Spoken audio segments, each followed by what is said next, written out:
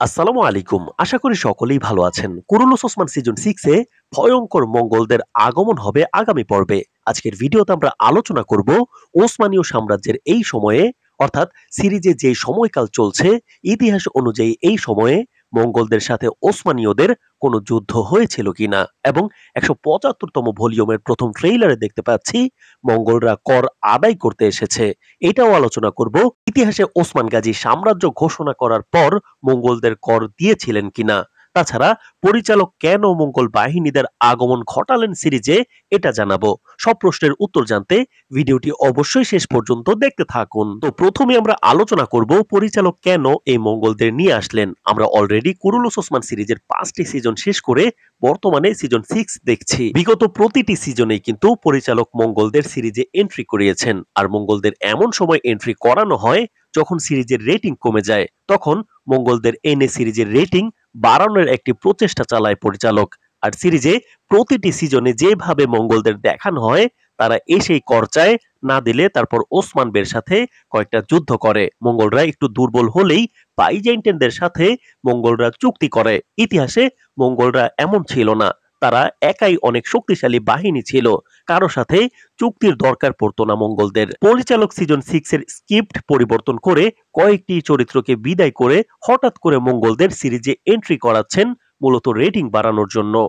এবার আলোচনা করব ওসমানীয় সাম্রাজ্যের এই সময়ে অর্থাৎ সিরিজে যেই সময়কাল চলছে ইতিহাস অনুযায়ী এই সময়ে মঙ্গলদের সাথে ওসমানীয়দের কোনো যুদ্ধ হয়েছিল কিনা।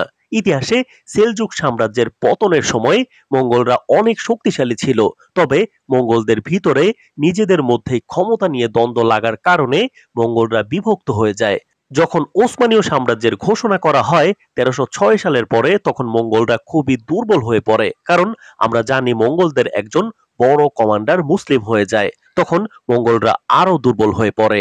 অন্যদিকে ওসমান গাজী যখন সাম্রাজ্য ঘোষণা করেন তখন একদম শুরুর দিকে একবার মঙ্গলদের আক্রমণ করতে আসার বিষয় ইতিহাসে পাওয়া যায়, কিন্তু ওসমানীয় সেনাদের সাথে মঙ্গলরা পেরে ওঠেনি।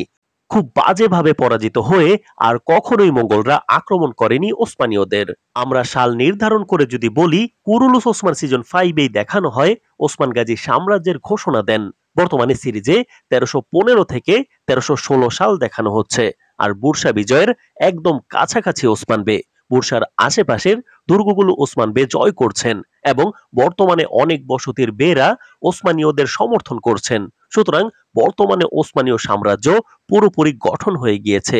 এই সময়ে মঙ্গলদের আধিপত্য ইতিহাসে একদমই নেই, বরং মঙ্গলরা নিজেদের মধ্যে যুদ্ধ করে দুর্বল হয়ে পড়ায় ওসমানীয়দের সাথে যুদ্ধের মতো শক্তি বা অবস্থা ছিল না। সুতরাং বুরসা বিজয়ের কাছাকাছি সময়ে এসে মঙ্গলদের এনে পরিচালক সিরিজের ১২টা বাজিয়েছেন। পুরোপুরি বানোয়াট একটা কাহিনী তুলে ধরেছেন সিরিজের রেটিং বাড়ানোর জন্য। আর কর নিয়ে যদি বলি, ইতিহাসে এমন রয়েছে ওসমানীয় সাম্রাজ্য গঠনের পর ওসমান গাজী মঙ্গলদের কাছে কর আদায় করেছেন, আর সিরিজে দেখানো হচ্ছে ওসমানীয় সাম্রাজ্য ঘোষণার অনেক পরও মঙ্গলরা কর নিতে এখন এসেছে। যেখানে ইতিহাসে মঙ্গলদের শক্তি ছিল না, তারা কর নিতে আসবে কিভাবে।